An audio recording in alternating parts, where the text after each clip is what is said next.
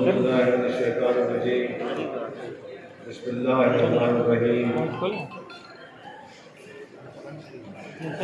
नशरो rose union of journalist से इनको वफार general body के इजलास में स्टेज के बैठे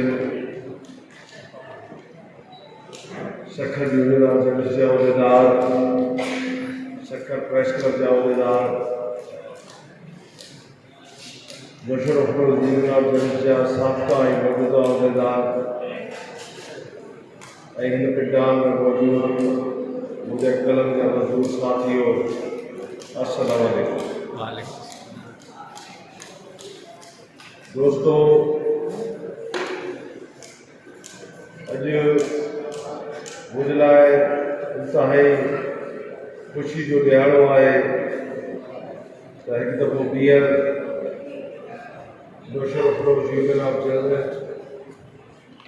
पंहिंजे जमहूरी प्रोसेस में गुज़री नवन दोस्तन के ज़िम्मेदारियों ॾिनियूं आहिनि ताकि वो 2021 जे हिन हलंदड़ साल में न सिर्फ ज़िले नशर फ़िरोज़ जे कलम जे मज़दूर साथियुनि जो बग़ैर के रंग नस्ल ज़ात पात खां बालातर थी करे वसादार कोशिश करे उन्हनि हर किस्म की ख़िदमत कंदा,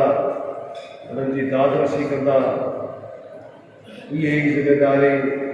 बुनियादी तौर पे यूनियंस की हूंदी आहे। इंशाअल्लाह जी माज़ी में नौशर यूनियन ऑफ जर्नलिस्ट ज़ाहिर टाइम खानी खालिद बेबर की क़यादत में तमाम बेहतरीन कम कयो है। वही पंहिंजे शानदार माज़ी से अज वरी नई मुस्तक़बिल दे पहिरियों कदम थियनि। इंशाअल्लाह उम्मीद है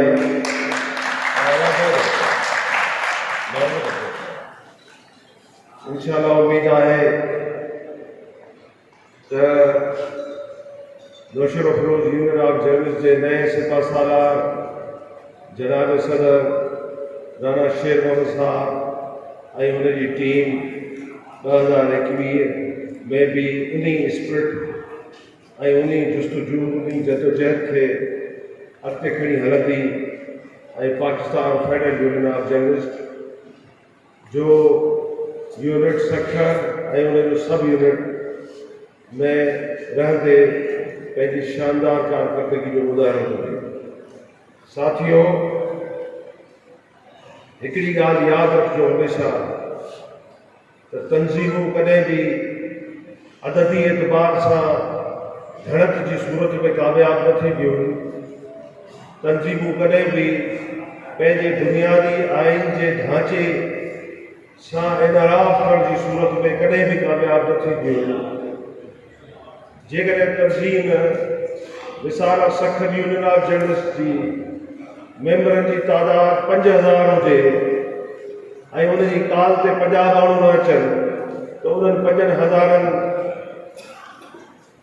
जी मूंखे कहिड़ी ज़रूरत आहे। मुंहिंजे लाइ वधीक मोहतरम, एहतराम लाइक़ ऐं अहमियत लाइक़ ऐं तंज़ीम जा बुनियादी हिस्सो ऐं जेके तंज़ीम खे पंहिंजी माउ था सम्झनि उहे 50 आहिनि जेके तंज़ीम लाइ पंहिंजो कमु था कनि, पंहिंजो वक़्तु था ॾियनि ऐं पंहिंजे साथियुनि लाइ के न के तरीक़े से उनजे दर्द जो दरबान था पहुचाइनि। साथियों, जॾहिं भी तव्हां को बूटो किथे लॻाईंदा आहियो उहो हिकिड़े नेचुरल प्रोसेस में गुज़री 20-25 सालनि में हिकिड़ो वॾो वण थींदो आहे। शायदि उनजे मुकमल वण थियण ताईं बूटो लॻाईंदड़ हिन दुनिया में हुजे न हुजे, पर उन वण जे छांव हेठों सभई हज़ार मुसाफ़िर इंसान जॾहिं सुख वठंदा आहिनि त उनजो उजरो, उनजो सबर, उनजो सवाब उन वण लॻाइण वारे खे मिलंदो आहे। पर वण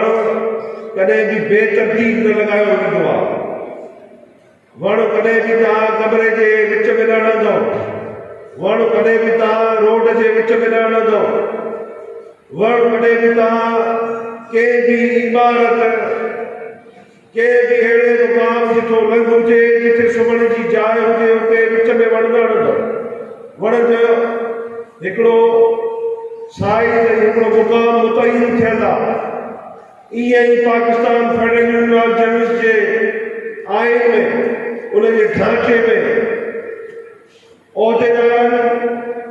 जी हिकिड़ी तरतीब मुतयन थियल आहे, कारकुन जी हिकिड़ी तरतीब मुतयन थियल आहे त कहिड़ो कारकुन Pakistan federal union of journalist जो बुनियादी रुकन थी सके थो, उनमें कहिड़ा पैरामीटर्स हुजण खपनि, उनमें कहिड़ियूं शयूं हुजण खपनि, उन्हनि में अहिड़ी कहिड़ी ॻाल्हि हुजणु खपे त उहो Pakistan federal union of journalist जो कारकुन थी सघे थो। त Pakistan federal union of journalist जो कारकुन उहो थी सघे थो जेको उहिदनि खां बालातर हुजे, जेको तंज़ीम खे पंहिंजी मां सम्झे, जेके पाकिस्तान में कंहिं बि कुछ में कलम जो मज़दूर साथी हुजे, उनजी तकलीफ़ खे पंहिंजी तकलीफ़ सम्झे, उनजे दुख खे पंहिंजो दुख सम्झे, उहो ही वाहिद असांजो रुकन आहे Pakistan federal union of journalist जो। बाक़ी असांखे का बि फौजी भर्ती जी ज़रूरत न आहे। मां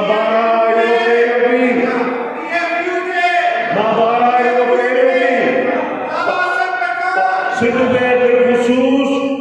ऐं बिलूम पूरे पाकिस्तान जे हर डिस्ट्रिक्ट में वञी करे इहा ॻाल्हि कई आहे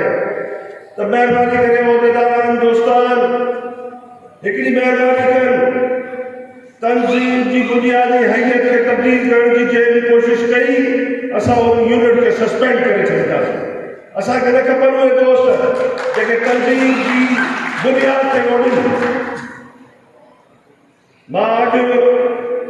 जॾहिं तव्हां वटि आहियूं त ॾाढी ख़ुशी सां पहुतो हुउमि त असांजो हिकिड़ो मज़बूत यूनिट जेको अॼु बि अल्हम्दुलिल्लाह मज़बूत आहे, पर वॾे में वॾो प्रॉब्लम शायदि मां इहो सम्झां थो त ईद में वॾे में वॾो कसूर मुंहिंजो आहे। शायदि मूंखां पोइ कसूर सेक्रेटरी यूनियन ऑफ जर्नलिस्ट जो आहे ऐं उन खां पोइ कसूर नौशर अफरोज़ यूनियन ऑफ जर्नलिस्ट जो आहे, जो हो ॿिनि महीननि में तव्हांजा इजलास कनि हा, तव्हांखे तंज़ीम जे स्ट्रक्चर जे बारे में आगाही ॾियनि हा। अफ़सोस आहे चवणो थो पए त कंहिं महिल मूंखे फ़ोन ईंदो आहे के तालके में प्रेसिडेंट थो ॻाल्हाए मूंसां ऐं उहो चए थो मां PFU जो सदर थो ॻाल्हायां। PFU जो सदर त पूरे पाकिस्तान जा जर्नलिस्ट ईंदा आहिनि ऐं उहो त कोयटा में शहज़ादा ज़ुल्फ़िकार साहब मौजूदु आहे, त पोइ हिकिड़े तालके में PFU जो सदर कीअं थियो? इन जो मतिलबु आहे त असां तंज़ीम जे बारे में, तंज़ीम जे बुनियादी हैसियत ऐं स्ट्रक्चर जे बारे में अञा ताईं पंहिंजे कलम जे मज़दूर साथी खे ॿुधाए न सघिया आहियूं। इन जो बुनियादी कसूरवार मां, मूंखां पोइ सेक्रेटरी यूनियन ऑफ जर्नलिस्ट ऐं उन खां पोइ नौशर अफरोज़ यूनियन ऑफ जर्नलिस्ट। दोस्तों, तव्हांजे तालके जो यूनिट तव्हांजे ज़िले के अंडर थो अचे। तालके में जेकी मेंबरशिप थींदी उहो Pakistan federal union of journalist जे बुनियादी क़वाइद ऐं ज़वाबित मुताबिक़ थींदी। उन खां सवाइ असां कंहिं बि मेंबर खे तस्लीम नथा कयूं। उन खां पोइ डिस्ट्रिक्ट जुड़ंदो, डिस्ट्रिक्ट जेको अंडर हूंदो उहो सखर यूनियन ऑफ जर्नलिस्ट जो हूंदो ऐं इहे Sukkur union of journalist Pakistan federal union of journalist जो पार्ट आहे। इहे सभु तंज़ीमूं अलॻि अलॻि पंहिंजे नाले सां पंहिंजो वजूद थी रखनि। इन्हनि में PFU जे इजाज़त सां सभु मेंबर आहियूं, पर जॾहिं उहिदे जी ॻाल्हि थींदी, जॾहिं उहिदेदार जी ॻाल्हि थींदी, जॾहिं यूनिट जी ॻाल्हि थींदी त उहो यूनिट जो इहो दोस्त ॿुधाईंदो त मां Pakistan federal union of journalist जो मेंबर आहियां, पर मां यूनिट सखर सां तालुक़ थो रखां, उनजो सभु यूनिट नौशर अफरोज़ सां तालुक़ थो रखां, न कि डायरेक्ट इहो चवंदो त मां Pakistan federal union of journalist जो उहिदेदार या मेंबर आहियां। पंहिंजे यूनिट जो ॿुधाइणु तमामु ज़रूरी आहे। जीअं तव्हां पाकिस्तान जे स्ट्रक्चर में कंहिं बि सियासी तंज़ीम या कंहिं बि फोर्स खे ॾिसो था त जॾहिं तव्हां उन खां पुछो था, मिसाल आहे सखर पुलिस को तव्हां रोशा पुलिस जी चौकी वारो केर बि पुछंदो त उहो हुनखे छा ॿुधाईंदो त मां पुलिस आहियां, उहो ॿुधाईंदो त मां पुलिस आहियां पर सखर बि पुलिस आहियां, सुञाण ॿुधाईंदो पंहिंजी। पाकिस्तान पीपुल्स पार्टी, मुस्लिम लीग नून PTI इन खां सवाइ जेके बि सियासी पार्टियूं आहिनि उन्हनि जा कारकुन जॾहिं ॿिए के ज़िले में ॿिए के इलाइक़े में वेंदा हो पंहिंजे इलाइक़े जी सुञाण सां पंहिंजी तंज़ीम जी सुञाण कंदा ताकि उन ॿिए इलाइक़े जो दोस्त सम्झी सघे त असांजे कहिड़े इलाइक़े जो दोस्त असां सां फोन ते या बराह रास्त असां सां मुखातिब आहे। PFU जे जो कॉन्स्टिट्यूशन मुताबिक़ उनजे आइन जे मुताबिक़ उनजो सदर जो उहिदो उनजे हेठो ॿ उहिदा आहिनि,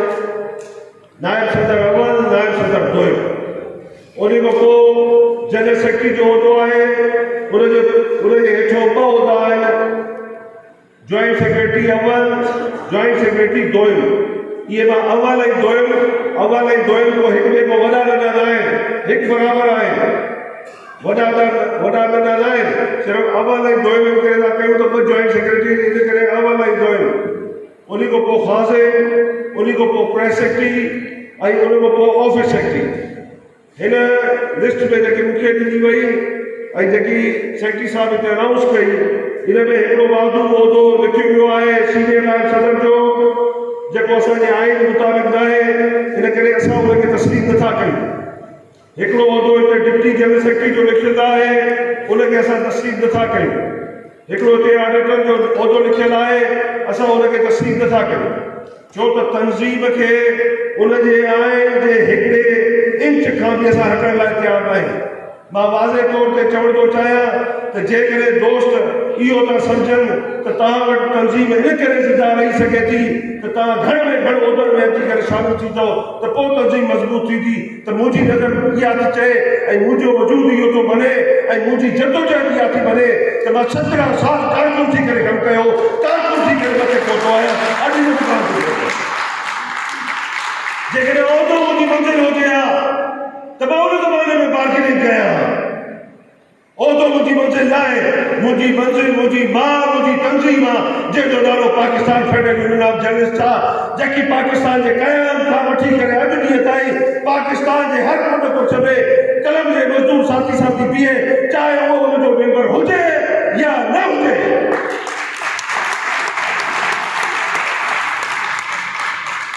मां रोशे फिरोज जे सीनियर दोस्तनि खे रिक्वेस्ट कंदुसि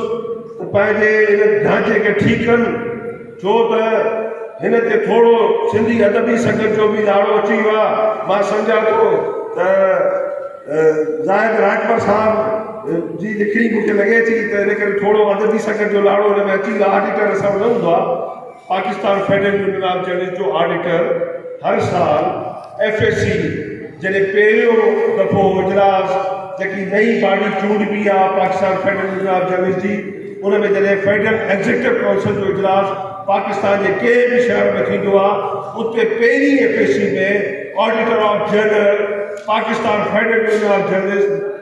FSC मुंतखब कंदी आहे। ऐं उन सां गॾु उहो ऑडिटर ऑफ जनरल जे इलाइक़े में वेंदो, मिसाल उहो Naushahro Feroze union of journalist जे ऑडिट लाइ अचण थो चाहे, हिननि खे टाइम थो ॾियणु चाहे, या उहो चए थो त मां पंहिंजे behalf Sukkur union of journalist जा नुमाइंदा मुक़ररु थो कयां, मुंहिंजे बिहाफ उहे वञी करे ऑडिट कंदा पंहिंजी यूनिट जी, ऐं मां सखर यूनियन ऑफ जर्नलिस्ट जी अची ऑडिट कंदुसि ऐं उन सां गॾु उन जा जेके सब यूनिट्स आहिनि उन्हनि जी ऑडिट रिपोर्ट उन्हनि खां वठंदुसि। जंहिं कंहिं बि क़िस्म जो को एतिराज़ हूंदो उहो एतिराज़ वारे उहो सखर यूनियन ऑफ जर्नलिस्ट खे जमा करायो वेंदो। सखर यूनियन ऑफ जर्नलिस्ट पंहिंजे तालुकनि ऐं ज़िलनि खे मोकिलींदी। त इन करे दोस्तो बाक़ी हेठि खां जेको एग्जीक्यूटिव कमेटी में दोस्त रखिया आहिनि 12 रखो, 13 रखो, 14 रखो, असांखे कोई इतराज़ न आहे। जेके दोस्त मथे तव्हां सम्झो था त उहे मथे कमु करणु था चाहिनि, उन्हनि मां कुझु दोस्तनि खे हेठि एग्जीक्यूटिव कमेटी में लाहियो। मां अॼु तव्हांजे हिन उहिदनि जो जज़्बो ॾिसी करे मां महसूसु कयो आहे त शायदि दोस्त या त उहिदे जी लालच में अचण था चाहिनि घणनि उहिदनि में, या कम जो जज़्बो अथनि। जेकॾहिं सफ़ा लामोला एतिरो कम जो जज़्बो आहे त अॼु सखर यूनियन ऑफ जर्नलिस्ट के Bihar Pakistan federal union of journalist की तरफों मां एग्जीक्यूटिव कमेटी का member Sukkur union of journalist में बताया तो ये जेके दोस्त कम करने आ रहा है थोड़ा अॻिते वधो अची कम कनि निकरनि पाकिस्तान में अॻिते हलनि सिर्फ़ पंहिंजे घर में वेही करे उहिदा वठी करे वरी साॻई 4 माण्हू पूरो साल डुकंदा था वञनि इहो न थियणु खपे। Pakistan federal union of journalist जे आइन जे मुताबिक़ जेकी हुनजी बॉडी तश्कील थिए थी हुनजी यूनिट्स जी हुनजे आइन खे फॉलो कंदे बॉडी खे तश्कील ॾियो ऐं जेको तव्हांजे इन फॉर्मेट में नथो तव्हांखे तस्लीम करे ऐं हरू भरू हुनखे को उहिदे जो शौक़ु आहे त उन लाइ Pakistan federal union of journalist मां हमेशह चवंदो आहियां Pakistan federal union of journalist उहा ट्रेन आहे जेकी कराची खां पेशावर ताईं हले थी उन ट्रेन में हिकिड़ा उहे आहिनि जेके तंज़ीम खे पंहिंजी माउ सम्झंदा आहिनि उहे मंज़िल जे आख़िरी हिस्से ताईं सफ़र कंदा आहिनि ट्रेन में ऐं जेके तंज़ीम खे पंहिंजी माउ न सम्झंदा आहिनि तंज़ीम खे आर्ज़ी तौर ते पंहिंजो हिसो सम्झंदा आहिनि तंज़ीम सां कंहिं क़िस्म जो मुफ़ाद जो रिश्तो रखंदा आहिनि तंज़ीम जे के बैसाखी बढ़ाए कंहिं मंज़िल ऐं मुक़ाम खे हासिल करणु चाहींदा आहिनि उहे पोइ इन्हनि डबनि मां लहंदा रहंदा आहिनि नवनि स्टेशन ते डबनि मां ॿिया चढ़ंदा रहंदा आहिनि हिकिड़ा अहिड़ा मतवारा जियाला असां वांगुरु चढ़िया उन ट्रेन में पहिरियों ई घणा मौजूद आहिनि ऐं अञा वधीक चढ़ंदा था वञनि जेकॾहिं औरतुनि जी घुर्जूं रखी करे असां तंज़ीम जी बुनियादी हैयत खे तब्दील कंदासीं त उहे तंज़ीमूं करे बि पंहिंजो वजूद न रखी सघंदियूं वजूद सिर्फ़ु उहे तंज़ीमूं रखंदियूं जेके आइन जे पैरामीटर जे तहत हलंदियूं ऐं आइन जो पैरामीटर जेको चवंदो असां उन खां हिकिड़ो इंच बि न अॻिते थींदासीं न पोइ बि हटण लाइ तयारु आहियूं। दोस्तो अॼु ॾाढी ख़ुशी थी तव्हां एतिरी वॾी तादाद में कलम जा मज़दूर साथी हिते गॾियो अप्रैल जे पहिरें वीक में इंशाअल्लाह Pakistan federal union of journalist जी मरकज़ी क़यादत लाहौर जी FSC में थियल फ़ैसिले जी रोशनी में पंहिंजे लॉन्ग मार्च जो ऐलान कंदी ऐं उन लॉन्ग मार्च जो असांखे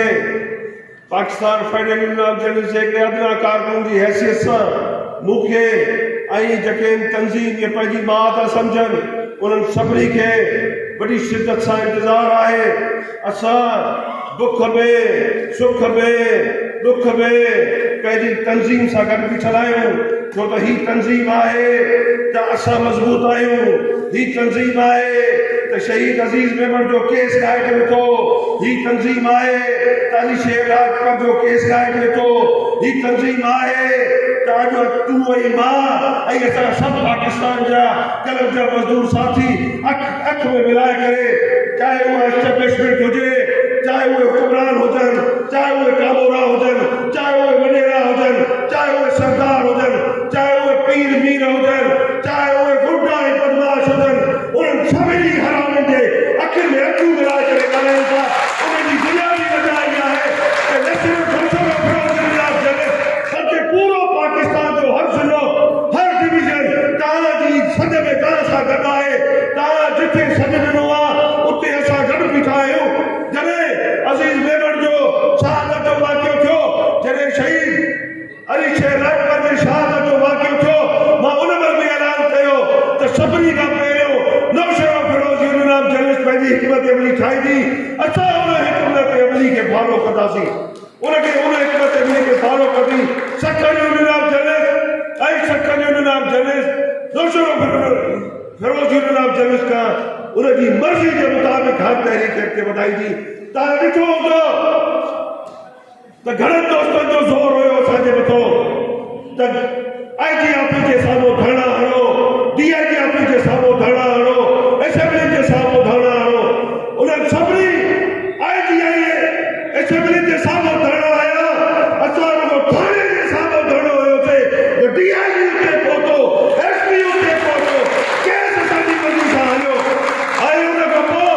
क़बर कुशाई असांजी मर्ज़ी सां थी। जनाब सदर उनमल ज़ाहिद काइम खानी साहब हुयो वॾो प्रेशर हुयो ज़ाहिद साहब जो मुंहिंजे मथां त मुंहिंजे मथां लोकल दोस्तनि जो प्रेशर आहे त आख़िरकार असां एतिरा कमज़ोर आहियूं जो असां नशे जे फिरोज़ मां ॿाहिरि नथा निकिरूं। मां ज़ाहिद साहब खे चयो त असां एतिरा ताक़तवर आहियूं त हिन डिस्ट्रिक्ट में रही करे पंहिंजा मकान था वधाईंदा। जेके कमज़ोर हूंदा आहिनि